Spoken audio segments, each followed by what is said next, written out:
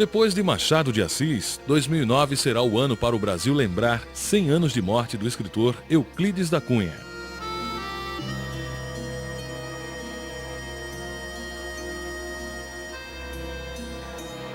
Euclides nasceu em Cantagalo, Rio de Janeiro. Escritor, professor, repórter jornalístico e engenheiro. Quando enviado ao sertão da Bahia pelo jornal O Estado de São Paulo como correspondente na 4ª incursão militar a Canudos, mal sabia ele que a experiência se transformaria em uma das mais importantes obras da literatura brasileira, Os Sertões.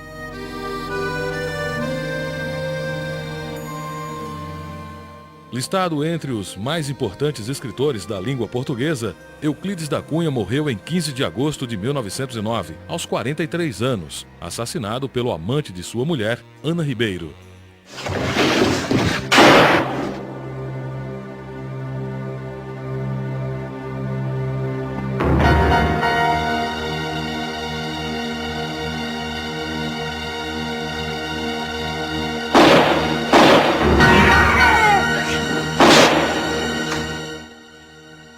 Um pouco de sua trajetória pessoal foi contada de forma romanceada em uma minissérie feita para a TV no ano de 1990, Desejo.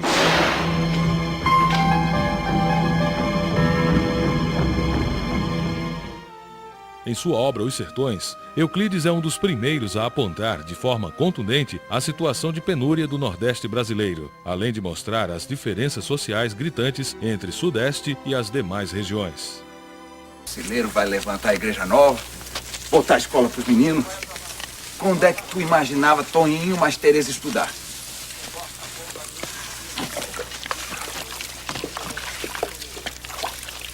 Faltava pouco para eu poder dizer que era um homem feliz. O longa-metragem Canudos, sob a direção de Sérgio Rezende, inspirada na obra do autor, mostra a guerra tida como um dos principais conflitos que marcam o período entre a queda da monarquia e a instalação do regime republicano no Brasil.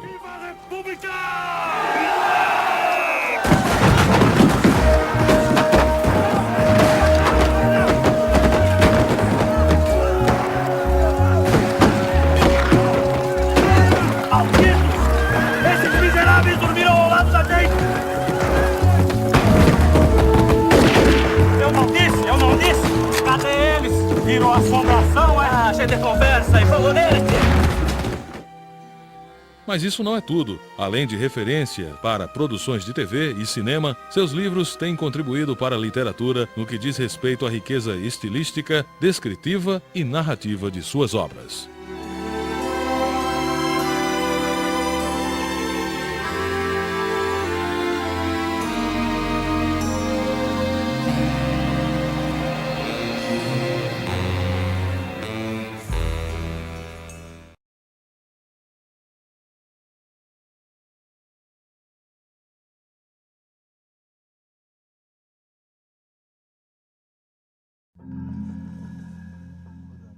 Salvador, outubro de 1897. O fluminense Euclides Rodrigues da Cunha tem 31 anos e acaba de voltar de Canudos, onde esteve como correspondente do jornal O Estado de São Paulo e adido do ministro da Guerra. Ele acompanhou a ação das tropas republicanas contra o arraial criado numa fazenda abandonada em pleno sertão baiano. Os sertanejos eram liderados por Antônio Conselheiro, um peregrino cearense tido como santo. Para o governo brasileiro, eles eram parte de uma conspiração monarquista internacional. Euclides já escreveu várias reportagens sobre a rebelião de Canudos, antes mesmo de chegar ali. Mas o contato direto com o arraial mudou suas ideias preconcebidas. O repórter visitou feridos no hospital e conversou com os sertanejos. Ficou impressionado com a natureza selvagem e com a coragem dos rebeldes. Defende agora que os sobreviventes sejam incorporados à nacionalidade. Não há avião e o telégrafo só transmite notícias curtas. Por isso, o material enviado por ele e por outros correspondentes segue com portadores improvisados e demora semanas até chegar à redação. Mais tarde, Euclides escreverá, a partir dos dados que coleta, o livro que vai se tornar um clássico da literatura brasileira, Os Sertões. Engenheiro militar, tenente reformado, jornalista e escritor, Euclides da Cunha encontra retrovisor em Salvador pouco depois da queda do Arraial.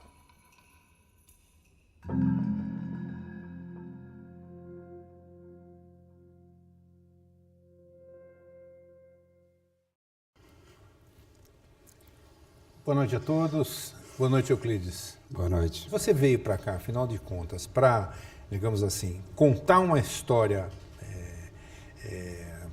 laudatória da ação do Exército ou para atuar como jornalista? A encomenda do senhor Júlio Mesquita, né, do Estado de São Paulo, é que eu faça uma cobertura sobre as condições geográficas e um retrato geral da campanha.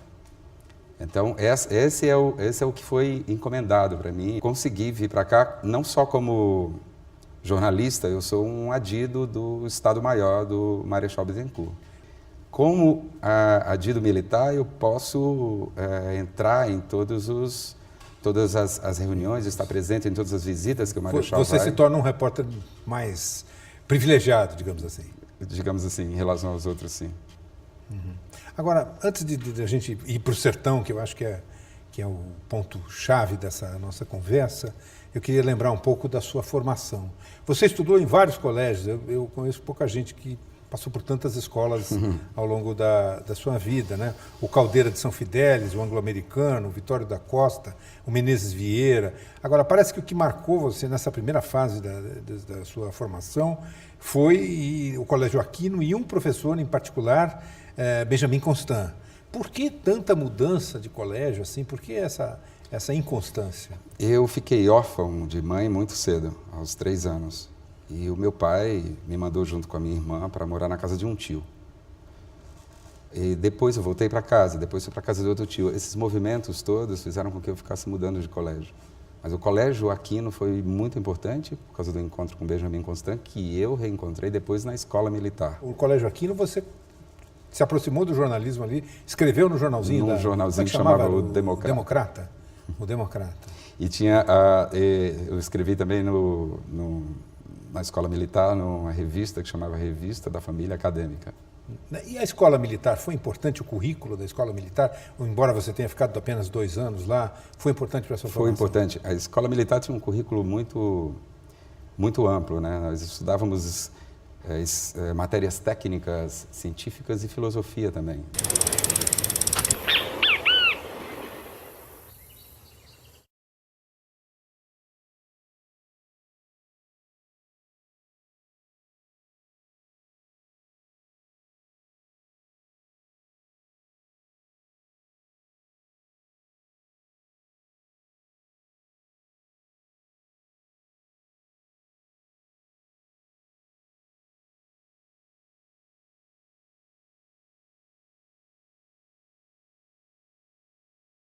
O cenário era o Brasil às vésperas da proclamação da República. Os personagens, Ana de Assis e Euclides da Cunha. Apresentando!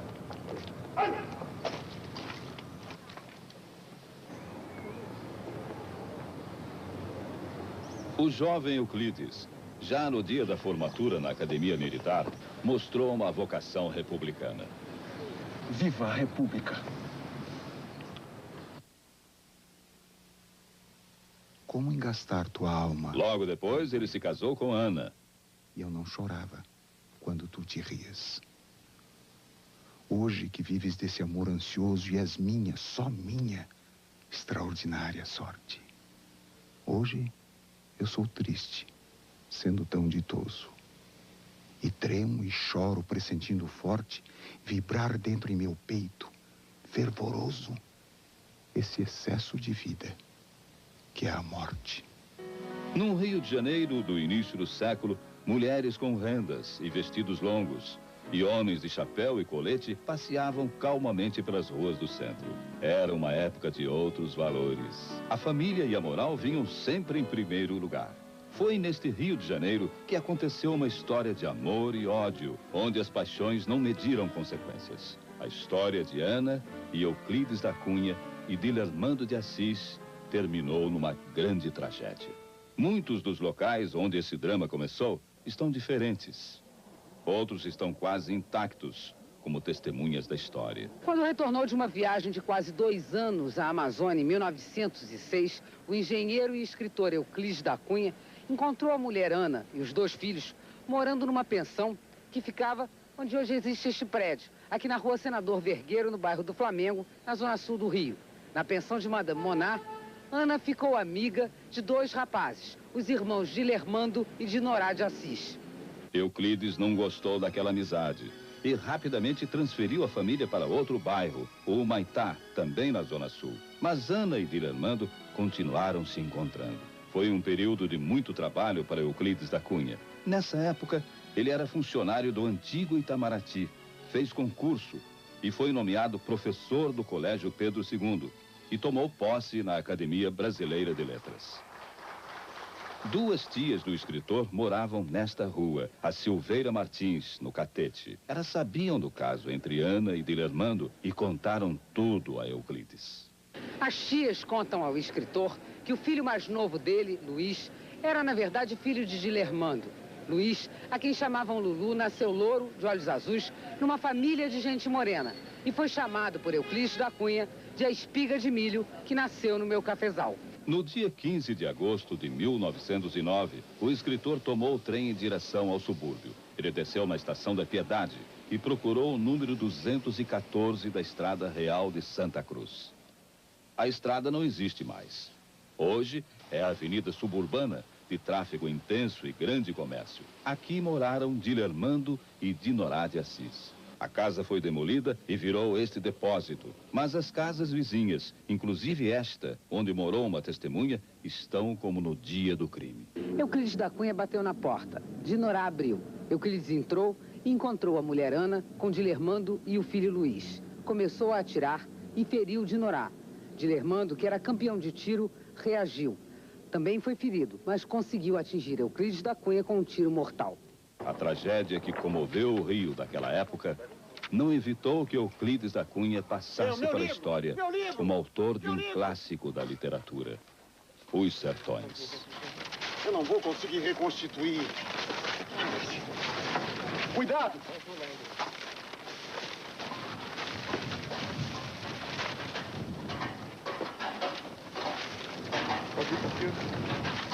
Não se pode perder nenhuma folha. Está tudo aí?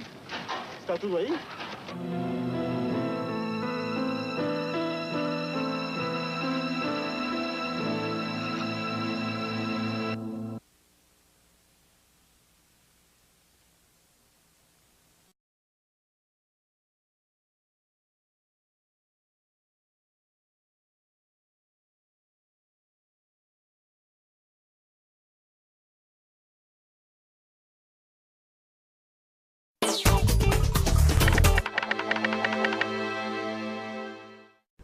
Olá! A dica de cinema de hoje é de um filme brasileiro dos anos 90. Estamos falando de Guerra de Canudos, de 1997, do diretor Sérgio Rezende. O filme é baseado na história real da Guerra de Canudos, ocorrida no Brasil no final do século XIX. Senhores, vamos almoçar em Canudos! Homens, vamos tomar o arraial sem disparar um tiro! A baioneta! Isso, coronel! O drama da história fica em torno de uma família sertaneja que acompanha a peregrinação liderada por Antônio Conselheiro, interpretado pelo ator José Wilker. Louvado seja nosso Jesus Cristo. Para sempre seja louvado, tão bom senhor. Marieta Severo e Cláudia Abreu também fazem parte desse maravilhoso elenco. O filme, com quase 3 horas de duração, chegou a ser exibido em forma de minissérie na televisão. Para quem não viu ainda, fica a nossa dica. Então é isso aí, nos vemos na próxima dica de cinema e até lá!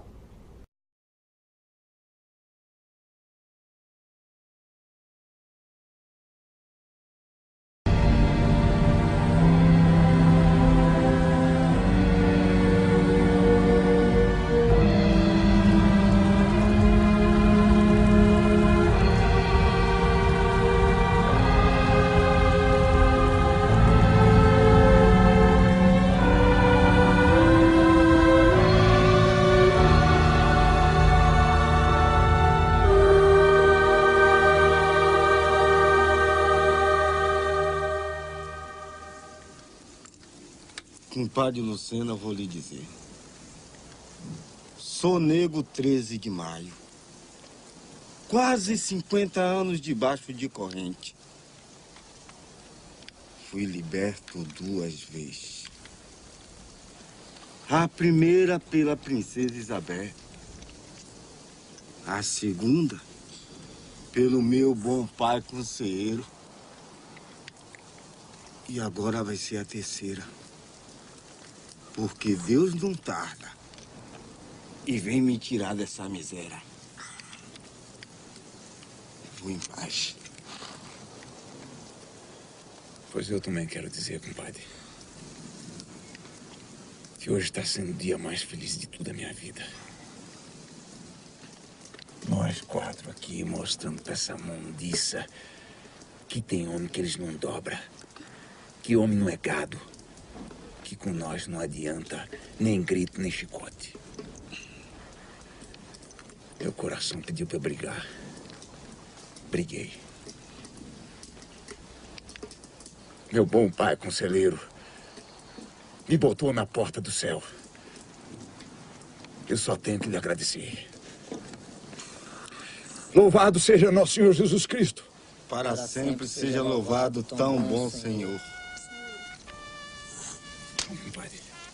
Vamos.